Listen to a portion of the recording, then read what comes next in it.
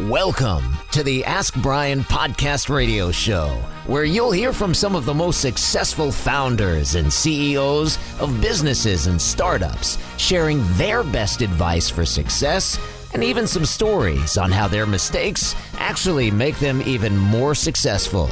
Now, here are your hosts, Brien and Traci. Welcome. You're listening to KHS 1220 and 98.1 FM in Los Angeles.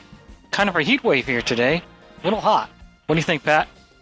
I mean, it's also not 100 degrees, but I mean, it's a little on the warmer side. It's in the 80s.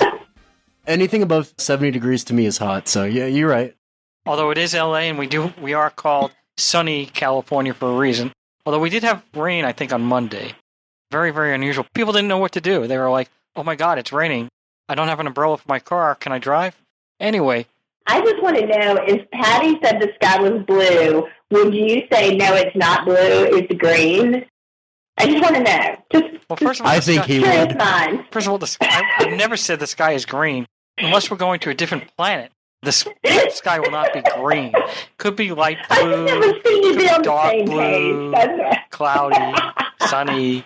Now, if you consider the sun is yellow and the sky is blue, and you mix them together, you do get green. So, got to understand. Okay, then. That's our Sesame Street lesson. But we have one more Sesame Street lesson, and that is each week we talk about why we spell Brien with an E. But this week, I thought we were going to change it up a little bit. And one of the questions we have is, last week we came up with a new E, so we want to make sure that people are aware of this new E. Pat, do you remember what the new E was? Not one bit. I really don't remember. My memory is fleeting. Well, I guess when you get that age. Anyway, it's educate. We are attempting to educate our listeners about business things. Plus, the engineer who's working, as opposed to you who are playing games, is Emily with an E. So, we have two other reasons. Hello. But, Patrick, so why? More estrogen! That's an E! More estrogen on the call. I like that one. Don't worry, I have enough testosterone to destroy everything. Oh, Lord. Oh, Lord, indeed. I'm with you, Traci. So, Pat, why do we use E for educate? I still don't get just that one, or you mean the rest of No, these? let's use the E for educate. I mean, isn't that kind of self-explanatory? Well, how do we educate people? How do you educate people? By teaching them about, whatever the topic or the lesson to be learned. It's pretty generic. I mean, it's kind of, we're going into the just how do you educate someone, of explaining how you educate someone. You just teach someone. Well, I thought of a couple of things, one of which is that some business owners, they can listen to the story, and through the story they can educate and say, hey, somebody did something this way, and this way, and this way, and they actually are successful. So maybe if I follow the formula, which is not an E, maybe that's a way to educate. What do you think of that? That's a good idea. You never told me of this formula, so hence I never knew. But now I do. But you're an engineer, and you took chemistry in college, didn't you? That's a scientific engineer. I'm more of a, chemistry's not computers. Chemistry's more, like science experiments and like Dexter's Laboratory type stuff. What was that? That was Traci. A sigh. That was a sigh. Well, Traci, help me, Traci. There are the E's, and if you're going to be tailing off there, then we have to get excited. I don't want anyone sleeping on my show. And I kind of heard those yawns over there. That's not even possible, but okay. All right. Our guest had no idea what he was getting into, and he's like going, oh my God, how did they book me for this? What am I doing here? I have no clue what's going on, but hopefully he'll stick around. We have a very good guest today and a very good story to tell people. And basically, if you follow his story, follow his method and his formula, he will educate you how you, like himself, can create a big, huge company and starting with almost nothing. So without any further, Patrick? ADIEU. I didn't even say it. It's a dude. Boy, he's a poor Patty, you just seem defeated. You just sound defeated today, Patty. I'm not gonna lie. It's like clockwork, Traci. What can I say? Traci, it all has to do with the fact that I had to write an appellate brief, and I was working on the appellate brief all week until today. So I have a lot of that ammunition going on my side. So anyway, without any further ado, ADIEU. And why do I like the word? Because every single letter minus the D is a vowel. So what's wrong with that? I never said there's anything wrong with that. What's good about that? You know what? I can't even look into your mind on that one. Why is that? You tell me. Well, we're going to tell everybody that when we get back from our break. But because we have such a great guest, we need to get going right in. So if we haven't had our guest run away, is Taufeek Shah around? Yes, I am here. And you survived. Wow, that's a very... For that, we know that you have one of the best features that you need to succeed in business, tenacity. You stuck it out. So... Endurance. A lot of it. Exactly. So people don't know who you are and what your company is. So first, tell us who you are, what your company is, and then give us a little background about how it all came about. Yeah, you bet. So first of all, thank you so much for having me on your show. And you guys are awesome. I've just been listening. It's been amazing. So super excited to be here. So my name's Taufeek Shah. You're a designer. Well, and he's got an E there, too. I'm just trying to catch up. He's got the E there. He's encouraging me. So that's even better. Oh, okay. All right. Sorry about that. Please restate your title and your company name. And we believe you're telling the truth. You're fine. You guys are great. So, Taufeek Shah, founder and CEO of Lola's Fried Hot Sauce. So, Lola's is a generational family recipe from my mom, Lola. So, that's a little bit about us. I can dive into the story if you guys want, but just let me know what you guys want to know. We'll get it out there. So, right before we get into the story, I want to know what you did before getting into this company, and then maybe a minute or two, no more than that. And then we'll get right into the story. So, what were you doing prior to that? Yeah, you bet. So prior to this, I was actually a financial advisor. I've been in the financial services industry for, I'd say, about 5 to 6 years before I made the transition to selling my mom's hot sauce across the country. So very different field than what I'm in now. So very cool.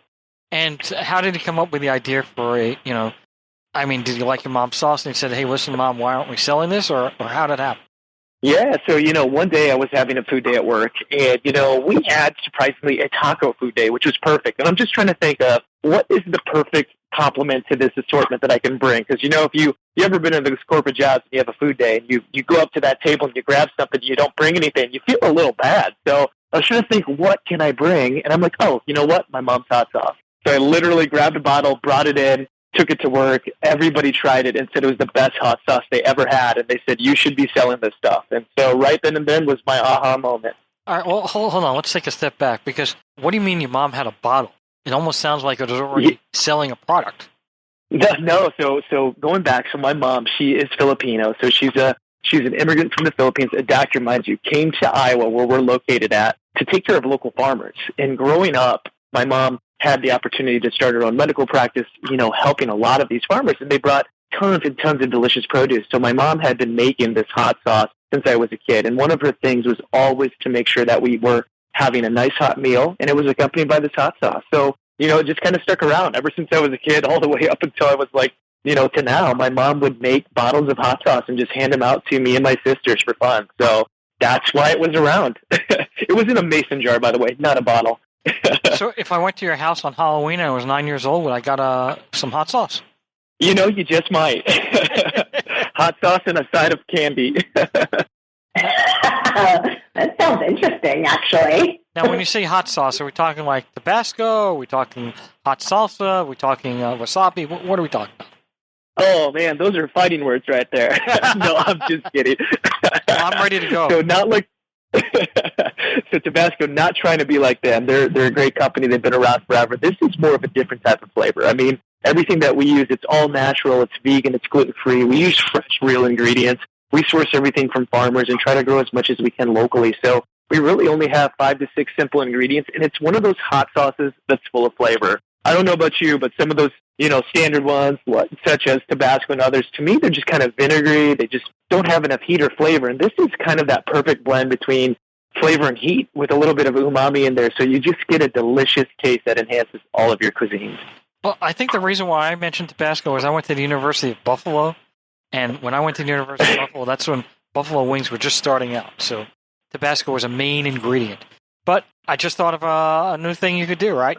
Instead of having people make a recipe of buffalo wings with Tabasco, let's use the Lola sauce. Let's try that out. Exactly. And you know what's even better? We actually have a hot sauce that's called Buffalo Lola. So it's a buffalo creamy butter sauce that we make. It's delicious. We have it in a jar. We sell it in retailers. It's fantastic. And we sell it online. So let's again go back. So you have this idea that, hey, people like it. How many years ago was that? So I started Lola's back in 2016. And did you start it, was it just you, or did you start it with your sisters, your brothers, your family, or what? Oh, it was just my mom and I. So my mom and I, we were still working our corporate jobs before we moved on and transitioned to this full time. But essentially, my mom and I would rent a commercial kitchen every single weekend. And I'd go to that kitchen and I'd make hot sauce. And then the following week, I would go sell it at any farmer's market I could. So literally, we did that. It was a grind after grind after grind, and it was so much fun. So what about the bottling and the labeling? Because I would think that you have to have it in a bottle, right?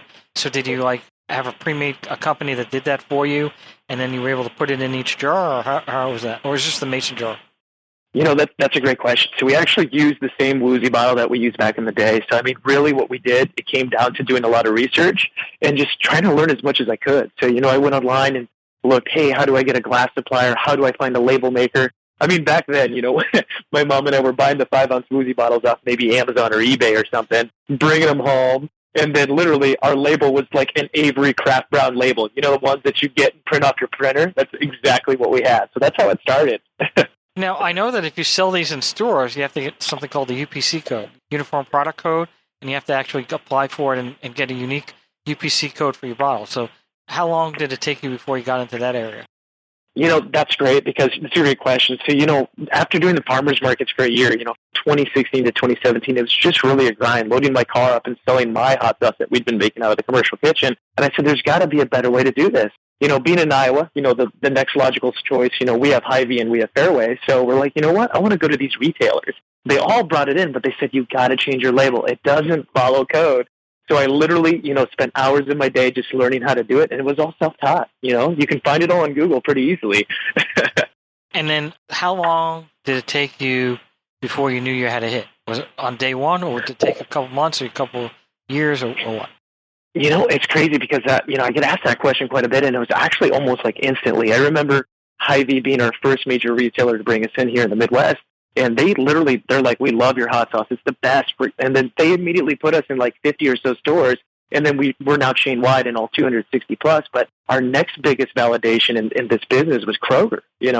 I somehow, I don't know what I did. I was just reaching out to all my contacts from being in the advisor world, somehow found somebody that worked at Kroger who connected me to another individual at Kroger. And, I sent him a bottle of the hot sauce. He replied back and said, this is the best hot sauce I've ever had. We're putting you in the planogram for period 8. And I had no idea what the heck that meant. That's all great. But my question is, so your ma and pa, or actually your ma and yourself, right? And you're starting this business, and you've got some people, even 50 stores, forgetting about Kroger, just 50 stores. It's a big jump to go from selling at a swap meet and you're doing it in the commercial kitchen yourself and making, 300 bottles a week or whatever you could do, to actually be in 50 stores, have a label, and have a product. How did you go from that? That sounds like a very big step that people think, oh, it sounds easy, and you just hire people and it gets done. But it's not an easy concept. I know a little bit about this, so maybe you could tell our listeners about that.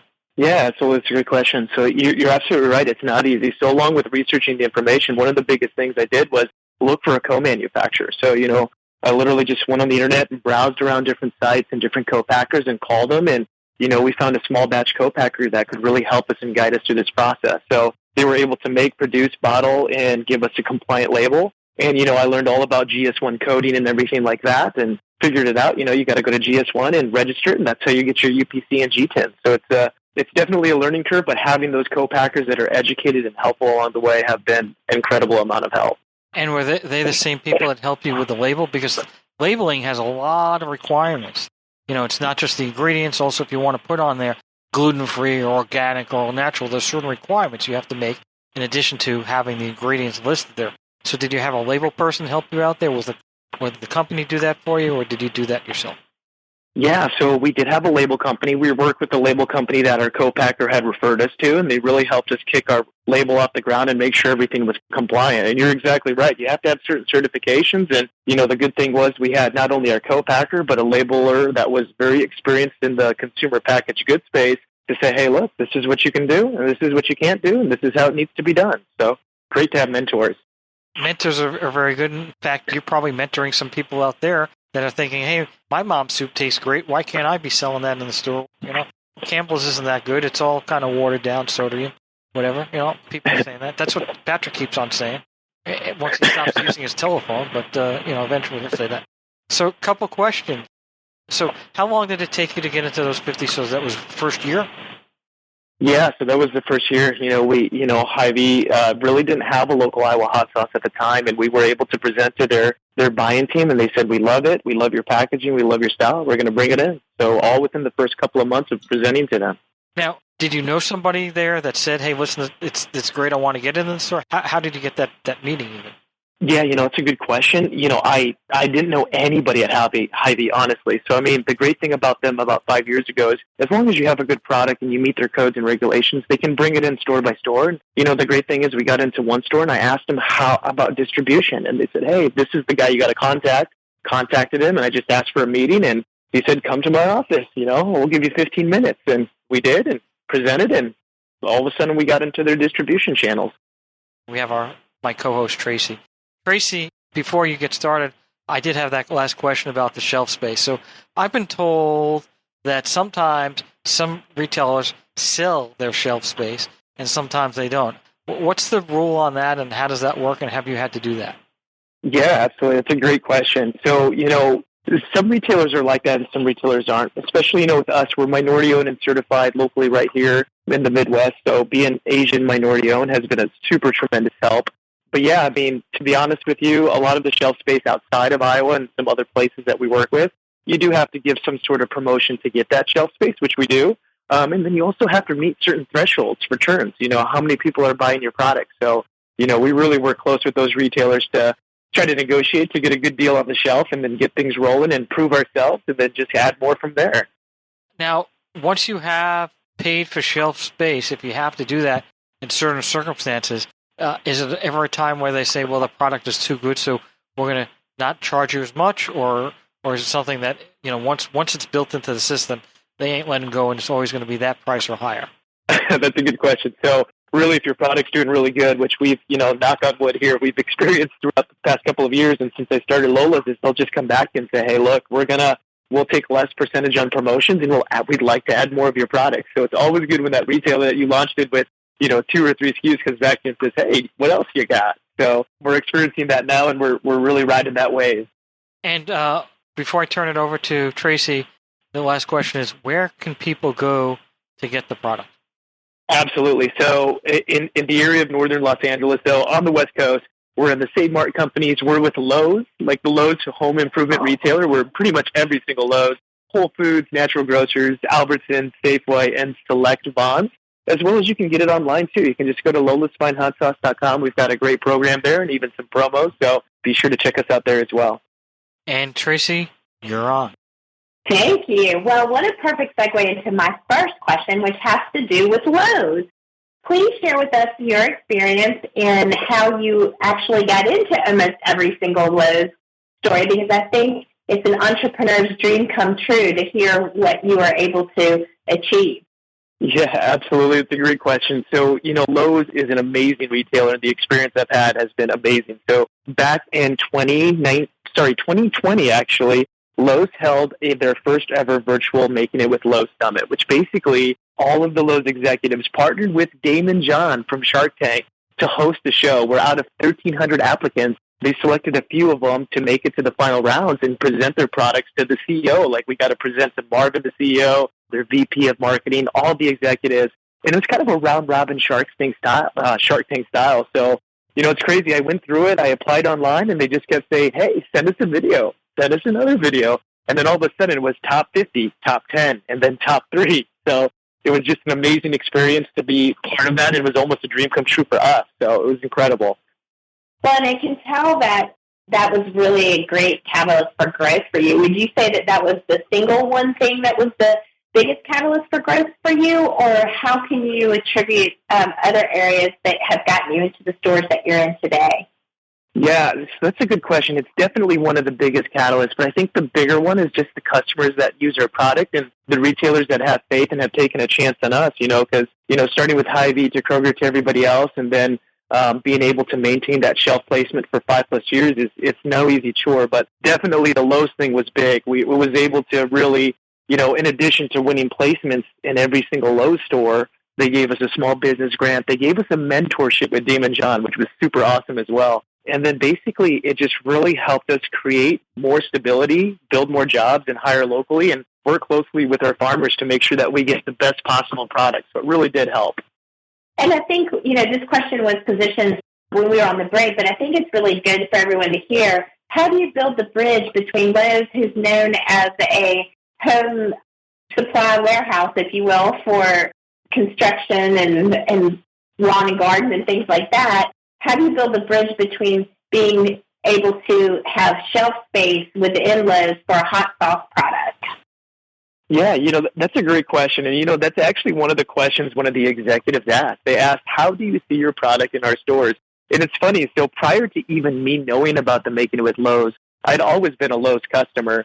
But I was walking through their store one time, and I saw they had a spice rack in their grill set that had seasonings, other hot sauces, and barbecue sauces. And, then I saw them Making It with Lowe's, and I applied. So long story short, I had already been eyeing Lowe's, and the fact that we made it to the top 3, it was just a perfect fit because, grilling season, when you're smoking meats or you're whipping up something delicious, what's perfect than just adding a little kick and some delicious hot sauce to it? So it was the perfect fit and the perfect match. Well, and as a result of that, let's talk about your product. And, you have your flagship product, but you also have multiple other products, even apparel and merchandise. But can you walk us through what are the different products that you sell in terms of your sauces and food-related products? Yeah, absolutely. So we've really diversified our portfolio. It's been awesome. So, when we first started Lola's, we just had the 4 flavors. We had the original, the Ghost Pepper, Trinidad Scorpion, and Carolina Reaper. Now, mind you, I know these are the world's hottest peppers, but we use just a little bit. Our focus is on flavor with just the right amount of heat, so nothing burns your face off, so you get to taste the true pepper. But since then, we've really expanded our lineup. We've added a green jalapeno in Toronto, which is so delicious. We've added the Buffalola, which is a creamy buffalo butter sauce. So take the best buffalo sauce you've ever had in your life and take it times 10 and add real butter to it. That's exactly what our Buffalola is. And then we actually launched our Family Reserve, which is our ultimate heat head one. So it's super spicy, and it's just been incredible to launch that. On top of that, we've got salsas. We've got our smoked bacon and sweet corn salsa. We've got our hatch chili and sweet corn salsa, as well as our mild sweet roasted reaper and other varieties. And we have a Bloody Mary mix and seasoning. So we've really diversified what my mom made growing up for me and taken it to bring it to the masses. And you're really, really proud of your hometown, Des Moines, excuse me, hello, Des Moines. And I'd love to just share for you to share, golly, what is wrong with me today? I'd really love for you to share I don't have enough time. How the community has embraced you, your family, and your product. Yeah, absolutely. I love Iowa. I love Des Moines, being second generation from immigrants, because both my mom and dad are immigrants. My mom from the Philippines, my dad from Pakistan. So being born, right here in the middle of the U.S., in the heartland where there's amazing farmers and tons of food and agribusinesses, it's just incredible. The community has really rallied behind us. And more so, they've rallied around our family and our story to really showcase what Des Moines has to offer. Because, a lot of people say Iowa's a fly-by state, but I love Iowa. This is my home, and there's so many amazing things happening here, and it's the place to be right now. So we're really excited to share that, especially to your listeners and customers. So it's amazing. So let's talk a little bit about this family-owned business, because I know that it makes such a great story, and it's really wonderful, and I love how you share about your mom and the enthusiasm you talk about.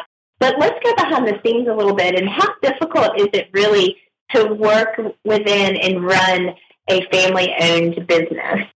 That's a good question. So Surprisingly very easy. My mom and I have always had an amazing relationship because, growing up, my dad was in the U.S. Army, actually, and he was actively deployed and served 30 years. And so my mom was building her own practice and really raised me while my dad was, stationed. When the military tells you got to go, you got to go. So, we've always had a good relationship, and working with her is amazing. I mean, she does all of our quality control. She does everything from tasting to making recipes and developing new ideas. It's incredible to watch her work, and we get along very well. So it's been fun. So it sounds to me like you have really designated roles within the company. Can you share how that's worked, especially in the startup environment? And then let's also talk about how you're planning on scaling your team. So how do your differentiated roles work now? Yeah, absolutely. And we owe a lot of our successes to our team. Our team's amazing. So, you've got my mom, who's the head of quality control. She does everything and R&D development. So if it's we're going to slap a Lola's label on it. She's the one that either she had to, 1, invent it, number 2, it has to taste good, and 3, she has to test it when we go to large-scale production. We've got a fantastic marketing team that's internal. We also have marketing partners. We've got our sales reps. We've got our administrative team, which really are the backbone of our company. But really, it's really our amazing team, which we have 8 people on staff, and we're hiring actually 2 more, and we have a new full-time person started with us. So really owe it to them, and scaling has been amazing with them.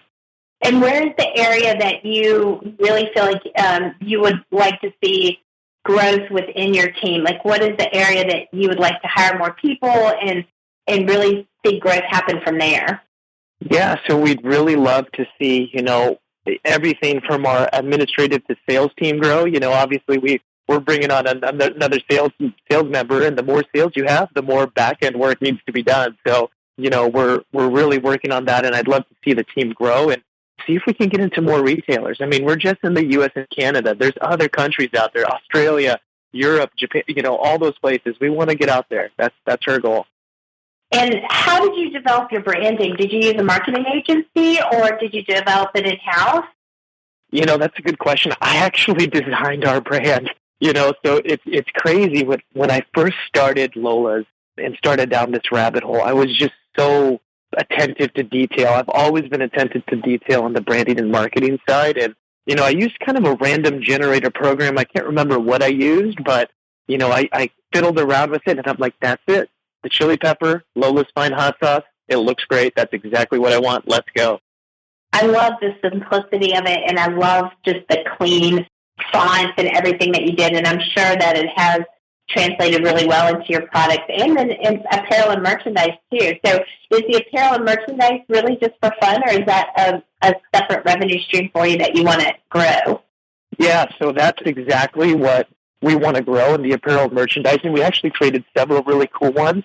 And, we created like fun little shirts with our local company called Raygun. Like we've got one that says Iowa, more than just a flyover state or something. And then we have one, Des Moines, more than just bacon and sweet corn. So we're like really trying to up the ante on our apparel game, and I think we're trying to make those strides, and it's looking good.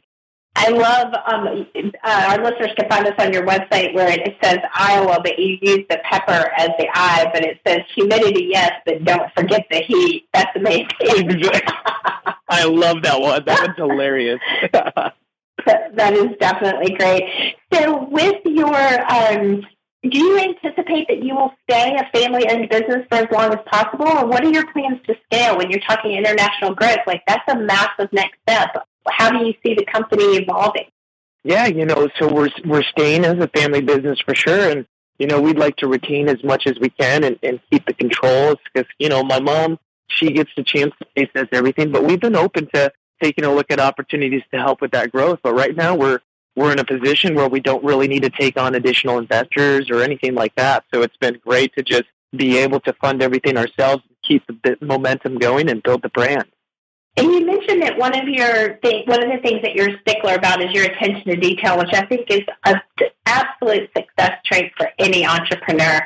What would you say maybe your other top 2, other than attention to detail, so your top 3, what would your other 2 examples of things that you feel like that have made you a successful entrepreneur?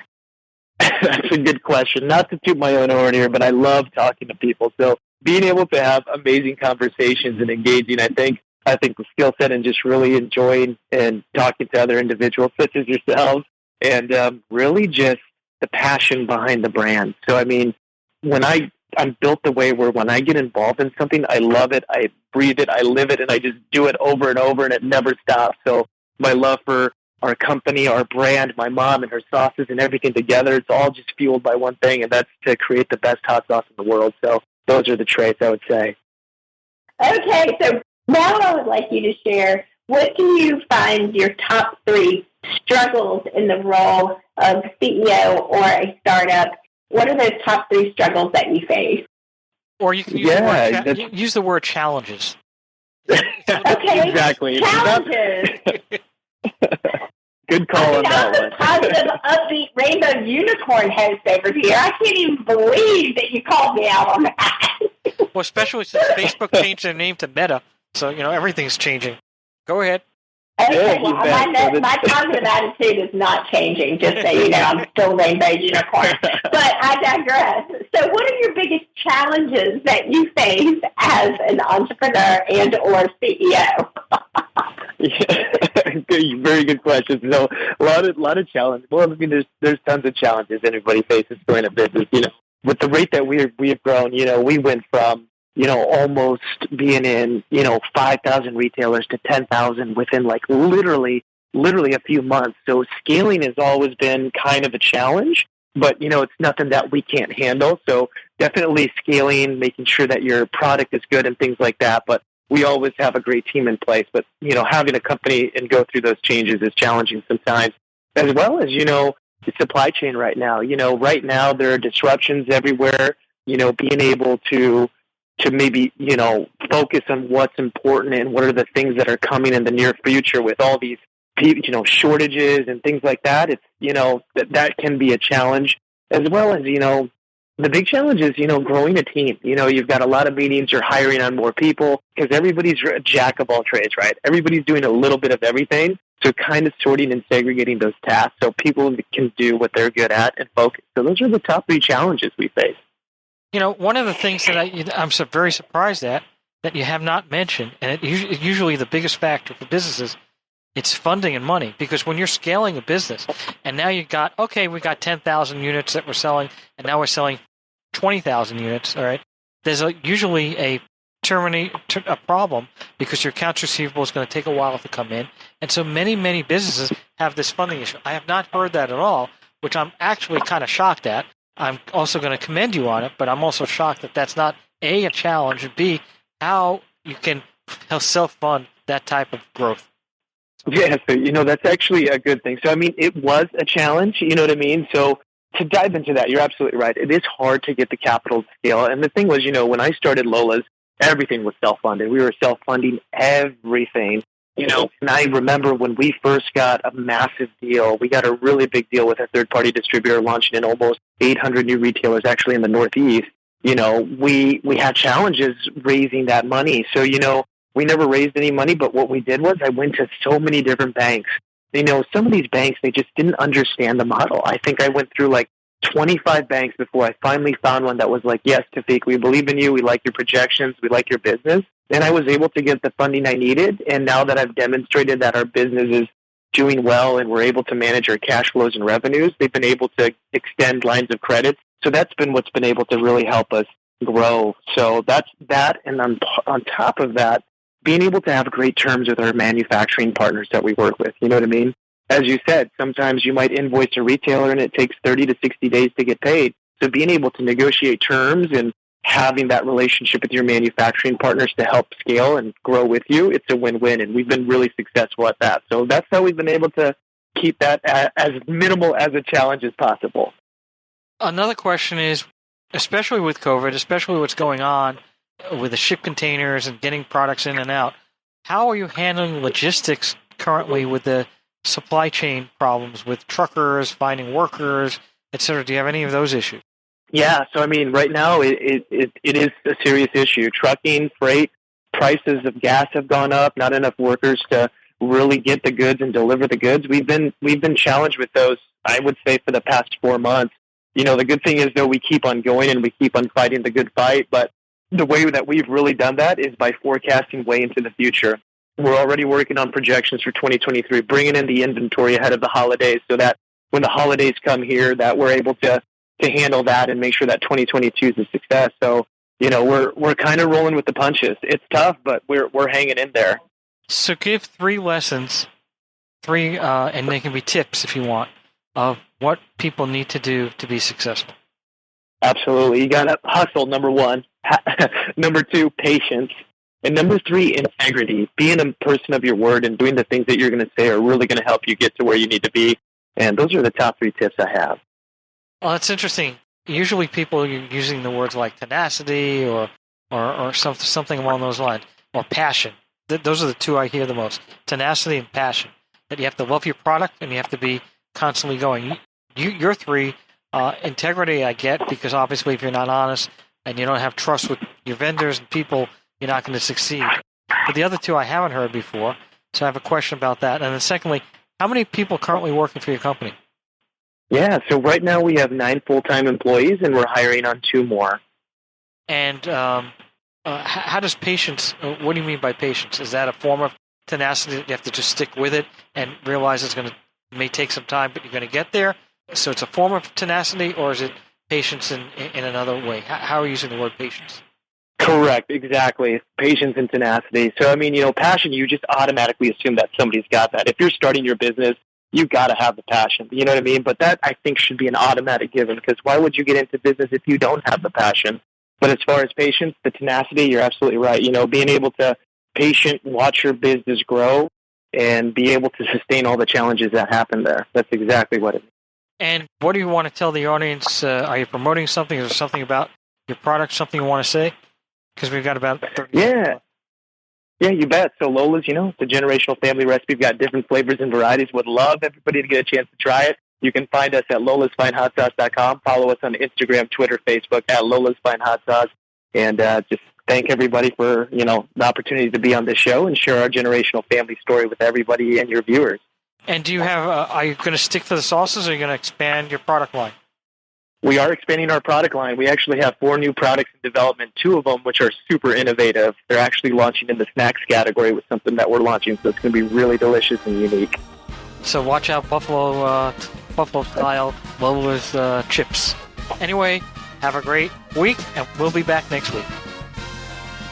Thank you for tuning in to the Ask Brien radio show. You can listen to us every Thursday on KTHS AM 1220 and FM 98.1, or via Facebook Live, or anytime wherever you listen to your podcasts. Visit AskBrien.com to join the conversation and ask us your business questions, and we'll answer them on our next episode. That's AskBrien.com.